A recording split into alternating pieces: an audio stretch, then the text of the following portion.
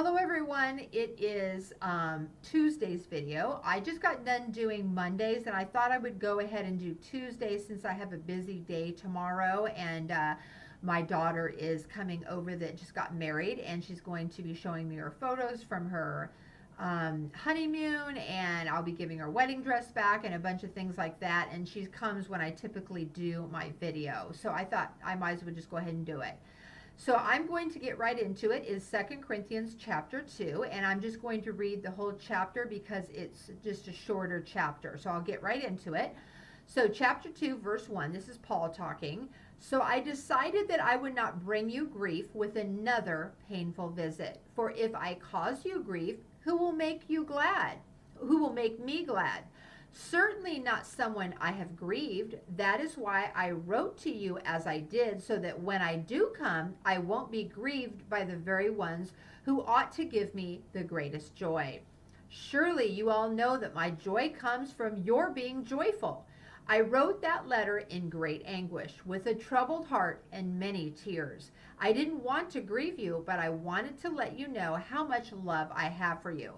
So obviously, he's talking about issues that has been in this Corinthian church, and they had needed a sharp rebuke.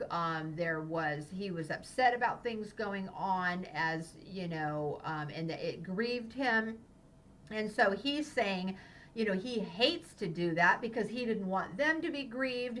And of course, it's kind of like if we uh, discipline our kids and they're crying, then it doesn't bring us happiness about us. It actually grieves us too because we don't like doing it. So that's what he's talking about. Punishment cannot be it can be an unpleasant thing, but it's necessary. So he's worked this all out, but that's what he's talking about there. So then he goes on, and this is titled Forgiveness for the Sinner in verse 5. I'm not overstating it when I say that the man who caused all the trouble hurt all of you more than he hurt me. Most of you opposed him, and that was punishment enough. Now, however, it is time to forgive and comfort him. Otherwise, he may be overcome by discouragement. So I urge you to reaffirm your love for him. I wrote to you as I did to test you and see if you would fully comply with my instructions. When you forgive this man, I forgive him too.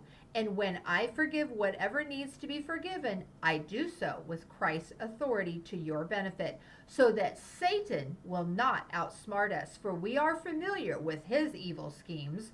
So stopping right there, they're talking about an issue with a man who had caused problems in the church, and he had talked about disciplining him, and many of them had shunned him.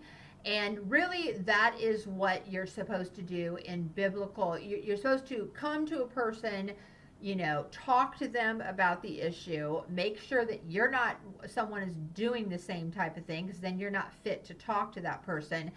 See if they repent. If they don't repent, then you bring several more brethren from the church would come and do it.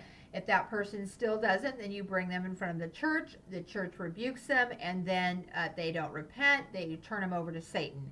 And so basically, this person has, had apologized, stopped their sinning, and basically he's telling them to forgive him, because once a brother or sister in Christ truly repents, we are called to forgive them, restore them, back to the church body. Now, they may not need to be in a position of authority, like if a pastor were to cheat on his wife. That pastor needs not to be a pastor for quite some time. And I've heard of pastors even recently who cheated on their wives. They left the church, kicked them out, and they went and started another church immediately somewhere else. That shows that they're not repentant. They're just immediately defying the punishment and the reflection on their sin and going right into teaching another church. They're being willfully disobedient, and I believe that church will not be blessed. And so basically he's talking about Also, we don't want to keep the person like outside of the church who has repented, because then Satan has a bunch of schemes to stir up a bunch of problems with that same person and with the church also, because he's got the whole bookload of ideas. He's been watching humanity since the beginning of time with Adam and Eve to know what works with us, okay? So then going on to verse 12, it says, when I came to the city of Troas to preach the good news of Christ, the Lord opened a door of opportunity for me. But I had no peace of mind because my dear brother Titus hadn't yet arrived with a report from you. So I said goodbye to him and went on to Macedonia to find him. So notice the most important part here is when he says, when I came to the city of Troas to preach the good news of Christ, the Lord opened a door of opportunity for me. When the Lord opens a door of opportunity, we should take it. And if we clearly see, I think this is from the Lord, or the Lord's telling us in our heart and spirit, we need to take that opportunity and do it, because he will bring up somebody else to do it if we don't, and that person will get the reward for it. So take every opportunity that the Lord gives you to obey him and step into that opportunity and preach the gospel. And then going on in verse 14, it says, but thank God he made us his captives and continues to lead us along in Christ's triumphal procession. Now he uses us to spread the knowledge of Christ everywhere like a sweet perfume. Our lives are a Christ-like fragrance raising up to God. But this fragrance is perceived differently by those who are being saved and by those who are perishing. To those who are perishing, we are a dreadful smell of death and doom. But to those who are being saved, we are a life-giving perfume. And who is adequate for such a task as this? So stopping right there before I finish the last little section of it, this is a wonderful part of Scripture that talks about us, where he has made us his captive. So Jesus Christ is the leader. We are his followers, and he has led us captive. And he, Jesus Christ, continues to lead us in a triumphal procession all the way until we go to heaven. A triumphal procession, because we will be triumphant because Jesus Christ is our leader, okay? And he uses us, think about this, is this word picture. He uses us to spread the knowledge of himself everywhere like a sweet perfume. So we need to make sure that what we're spreading does smell like a sweet perfume, that we are spreading correctly, we are spreading love, kindness, compassion, truth, firmness in our beliefs. So we need to think about, what am I spreading, okay? And then it goes on with another word picture. When he goes on, he says, our lives are a Christ-like fragrance rising up to God, kind of like their Old Testament sweet-smelling sacrifice to the Lord. Our lives are a sweet-smelling sacrifice to the Lord when we are obedient. But this perfume smells different to different people. To the saved, it's wonderful.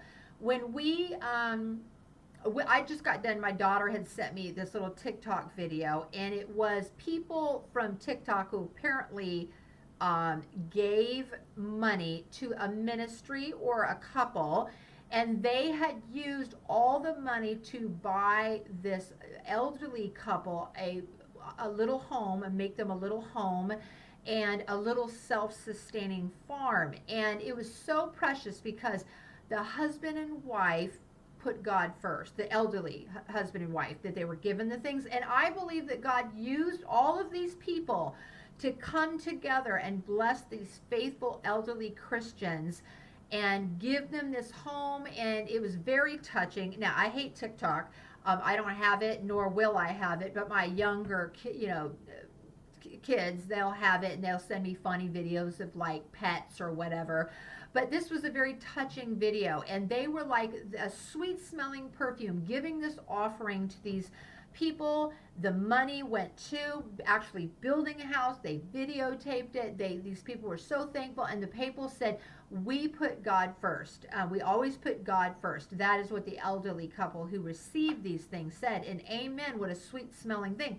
And so people that are Christians can go, yes, praise God. And we can identify with that sweet smelling perfume because we love those kind of stories. We want those kind of things. And then people who are dying, and they are, when I say dying, I'm talking about spiritual death, who are on the dark side, they can go, oh, that's nice too, but then they can also go, well, they have an ulterior motive or whatever. And they are in fear because they know actually that death, that they are not going to heaven when they die. Why do they fear death? They fear death because maybe there is a God, so, which there is. I'm saying that, in their mind, hypothetically, what if there is a God and they didn't repent? So our perfume and our lives can be offensive to some because they are not with God, and to believers they can be like a breath of fresh air and a reminder of the grace of God. So let's be that sweet smelling perfume.